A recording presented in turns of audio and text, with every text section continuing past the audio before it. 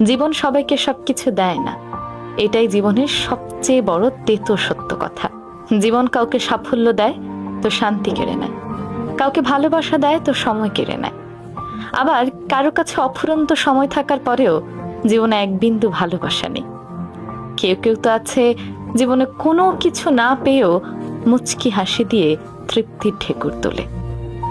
আসলে জীবনের সবচেয়ে বড় সত্য কথা হলো, জীবনের প্রশান্তি কিন্তু পাওয়ার মধ্যে নয়। সমস্যা হলো আমরা জীবনের অর্থ ভুলে যাই। জীবনের মানে কিন্তু শুধু পাওয়া নয়, জীবনের মানে হলো যা পেয়েছি তাই নিয়ে বেঁচে থাকার চেষ্টা। সবাই সবকিছু পাবে না, তবে অর্থ সম্পদ এই জিনিসগুলোর মধ্যে সুখ লুকায়িত নয়। সুখ ভীষণ আপেক্ষিক জিনিস।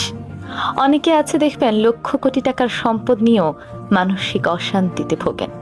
আবার অনেকে রাস্তার ফকির হয়েও মানসিক শান্তি কিন্তু তার অনেক আছে। তাই জীবনে নিজের যা কিছু আছে তাই নিয়ে ভালো করার প্রত্যয় নিন, তাই নিয়ে সামনে এগিয়ে যাওয়ার চেষ্টা করুন। তখন দেখবেন আপনি যা পেয়েছেন তাই আপনার জীবনে আশীর্বাদ হয়ে ধরা দেবে।